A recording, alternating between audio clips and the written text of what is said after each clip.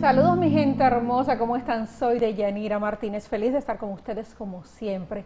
Colombia es una nación hermosa, señores, famosa por la alegría de su gente y por ser la capital de la salsa. Pero irónicamente, hace apenas unos años fue considerado uno de los países más violentos del mundo. Hoy en Conversando con Deyan nos acompaña una ex periodista de guerra que fue testigo desde las trincheras de una de las etapas más oscuras de la historia moderna de Colombia y narra todo esto en su libro En Fuego Cruzado. Bienvenida Adriana Irastizábal. Muchísimas gracias Deyanira por invitarme a tu programa y qué bueno pues poder tener este contacto con toda la gente de la República Dominicana. Adriana, qué gusto, de verdad es un placer. Muchas gracias por aceptar nuestra invitación. Periodista, experta en marketing, fuiste cónsul de Colombia. Sí, así fue. Fui periodista en Colombia, reportera de guerra entre el año 98 y el 2004. Trabajé para RCN, para el canal RCN, para CMI, para el noticiero Hora Cero y después me trasladé a Nueva York, en donde estuve trabajando en el consulado por casi 9 años. Increíble. Fui 5 años auxiliar administrativo, estudié, hice una maestría y logré un ascenso y así fue como me volví cónsul. Cónsul de Colombia. Sí. Adriana, tú creciste en una etapa en Colombia muy difícil, la etapa de los secuestros, de los narcotraficantes, de la guerrilla. ¿Por qué tú, habiendo crecido en ese periodo de tiempo, decidiste ser periodista de guerra? Bueno, yo crecí, mi adolescencia fue en los años 80, precisamente cuando estaba en furor el cartel de Medellín, el cartel de Cali, todo eso, la persecución de Pablo Escobar, la viví cuando yo estaba en la universidad. Las bombas que ponían los narcotraficantes a lo largo del país, pues estaba toda esta situación allí. Los primeros indicios de terrorismo en el mundo. Exacto, entonces fue, digamos que, como que una etapa que marcó muchísimo, profundamente mi vida, porque digamos que adolescencia y la etapa temprana de la adultez la vivimos con muchísimo miedo. O sea, por ejemplo, mi adolescencia fue diferente a la adolescencia de muchos otros jóvenes, porque en esa época mis padres no me dejaban ir a ninguna parte, les daba miedo que pusieran una bomba o que un narcotraficante se interesara en uno, y entonces imagínate. Y tú, a pesar de todo esto, quieres irte al medio de todo esto y reportar desde la guerra. Pues realmente mi primer interés, yo estudié en la Universidad Nacional de Colombia, estudié Administración de Empresas, y cuando estaba estudiando Administración fue que descubrí que me gustaba el periodismo, porque comencé a escribir para una revista universitaria y vi que tenía muchísima facilidad para redactar cosas y para hacer investigación, etcétera,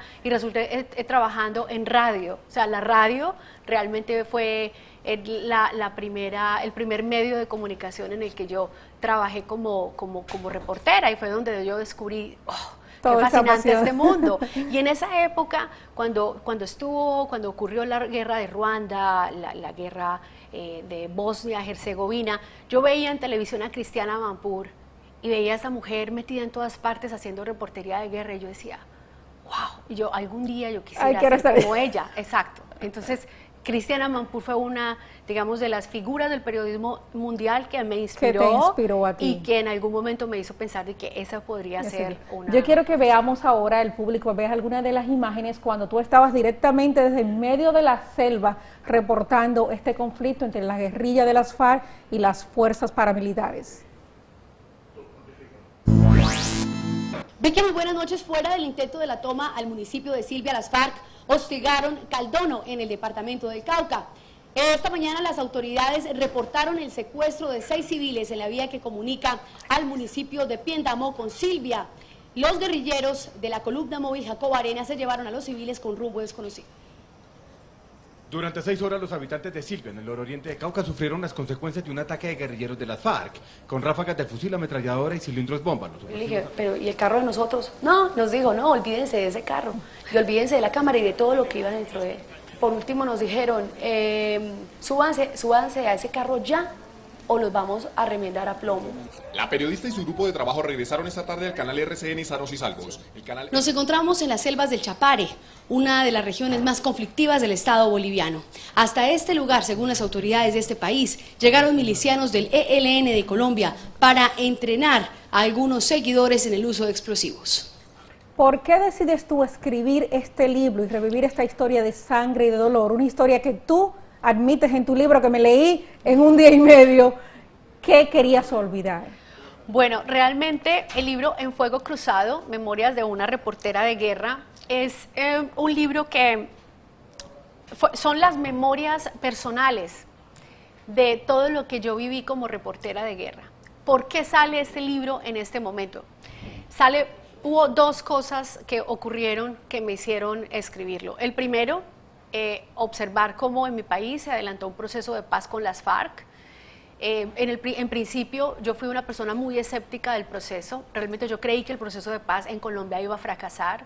No creí que la guerrilla tuviera una intención auténtica que permitiera que Colombia llegara a la paz con ellos. Aún no han entregado las armas. Y bueno, el presidente precisamente ayer anunció de que la guerrilla ya está terminando de hacer una entrega final de armas. Entonces ha habido, digamos, como un conflicto interno en Colombia en el sentido de que de aceptación, ¿no? 50% de la población dice que sí, el otro 50% dice que no, pero al final me sorprendió muchísimo cuando empecé a ver de que esto estaba evolucionando y concluí, dije, ¿por qué no? Si a la paz hay que darle una oportunidad. Claro. Eso fue uno, digamos, de los primeros motivos que me inspiraron a escribir estas memorias. El segundo fue que en mayo del año pasado tuve un accidente automovilístico con mi familia. Iba con mi esposo y con mi hijo para New Hampshire, y en la autopista en Connecticut un carro nos embistió, y el carro de nosotros dio como 7 vueltas y cayó rodando por una montaña, y el carro quedó totalmente destruido. Sí, te viste cerca de la muerte, sí, nuevamente. Realmente sí, los tres salimos ilesos, pero un mes después del accidente el médico detectó que mi hijo tenía una hemorragia en el cerebro, en su cabeza, y tuvo que ser sometido a una neurocirugía, que fue algo supremamente delicado. Entonces, todos esos episodios donde está uno como tan cerca de la muerte, que son cosas que uno no está buscando, los seres queridos suyos, todo eso, cuando yo salí del carro, dentro de las latas retorcidas del vehículo, y yo vi que mi esposo y mi hijo ya habían salido, y que había bajado un hombre preguntando si había alguien vivo en el carro. Dios mío. Cuando yo salí de ahí y yo vi que teníamos los brazos, las piernas, de que no teníamos ni un hueso roto, no, o sea, estábamos los tres aparentemente bien. Una nueva oportunidad. Fue una nueva oportunidad para vivir, y empezaron a llegar a mi mente toda esta cantidad de recuerdos que yo ya venía escribiendo, pero me faltaba como algo. Como ese empujón que te... Sí, me estaba haciendo falta algo para yo poder terminar ese proyecto. Ese accidente fue como un despertar, como, oye, tienes que sacar esto ya, porque tú no sabes cuánto tiempo más vas a vivir. Tú fuiste secuestrada, tú fuiste amenazada de muerte, tu casa estuvo a punto de ser allanada en un montón de ocasiones, estuviste en medio de balaceras donde veías las balas que te pasaban por el lado de la cabeza. ¿Qué pasa que tú decides dejar todo y venir a Estados Unidos? ¿Qué pasó en tu vida? Bueno, pasó que el periodismo de guerra como tal, cuando tú te conviertes en periodista de guerra, es apenas natural de que uno tenga que acudir a fuentes peligrosas. Mis fuentes de información, algunas de esas fuentes de información era gente peligrosa, era gente que estaba en la guerrilla, había gente que estaba en los paramilitares, había gente del ejército, había gente que realmente estaban fuera de la legalidad. Y cuando tú estás en medio de eso, estás en medio de un fuego cruzado, porque tienes que, como reportero, tienes que caminar en un hilo muy delgado, donde la seguridad personal y la de tu equipo y la de tu familia muchas veces se ve comprometida. Cuando se cubre periodismo de guerra, siempre hay información que está afectando a una de las partes del conflicto. Siempre va a haber alguien enfadado contigo por las cosas que tú dices. Entonces te siempre estás afectando. Entonces, tú no puedes satisfacer las tres fuentes, porque es supremamente complicado. Un día tú eres amiga, al otro día eres enemiga, otro día eres espía. Y el problema fue que En el año 2000, en el año 2001, se terminó el proceso de paz, había un intento de proceso de paz con las FARC, con el presidente Andrés Pastrana. Y lo que ocurrió en esa época fue que ese proceso de paz fracasó y las FARC culparon a los medios de comunicación de ese fracaso. Yo era uno de los reporteros que cubría el orden público en esa época, por lo tanto, me volví un target de las FARC por ese motivo, pero no estuve yo sola. Había una lista gigante de periodistas que hacían el mismo trabajo, que también se volvieron objetivos militares por parte de las FARC.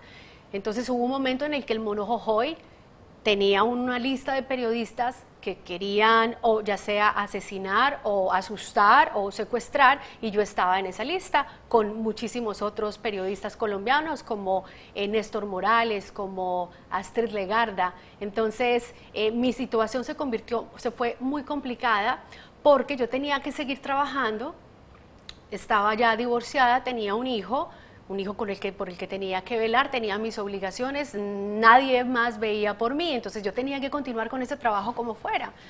Y fue insostenible porque llegó un momento en el que, bueno, tenía que seguir cubriendo esa fuente, la fuente militar. Se enfadó conmigo. Poniendo en riesgo tu propia vida. Sé que tuviste que pedirle ayuda al gobierno de Álvaro Uribe para que te sacara del país y te pusiera en un puesto diplomático aquí en los Estados Unidos. Pues realmente yo no pedí un puesto diplomático. En una parada militar mi situación estaba muy compleja, no tenía ayuda, no tenía un guardaespaldas, no tenía... Realmente a nadie le importó lo que me estaba ocurriendo. En una parada militar me encontré al presidente Uribe. Él se acercó a los periodistas, me preguntó, ¿cómo estás? Le dije, muy mal, presidente, y tuve un minuto para contarle lo que me estaba pasando, y me dijo, ¿qué quieres hacer? Me quiero ir de Colombia. ¿Para dónde? Y dije, Nueva York. Fue como lo primero. O sea, creo que la respuesta natural que cualquiera dice. Y entonces a los 20 días yo ya estaba en Estados Unidos. Qué bueno que se dio eso. Y una cosa que me impactó mucho fue cuando dijiste que el canal te dijo, usted sabía en lo que se metió cuando se metió a reportera de guerra. Es decir, que coja lo que le está pasando. Contigo podría hablar por siempre, porque esta historia es inspiradora y yo le exhorto a todo el mundo a que lea y compre tu libro, que está disponible en Amazon y en todas las plataformas de venta. Adriana, un placer tenerte, de verdad. Muchas gracias por contar esta historia y por recordarnos que la paz tiene un precio y que tú fuiste testigo de ese precio que hay que pasar. Muchas gracias, Deyanira. Muchas gracias a ustedes y sigan en sintonía con SOS Hoy.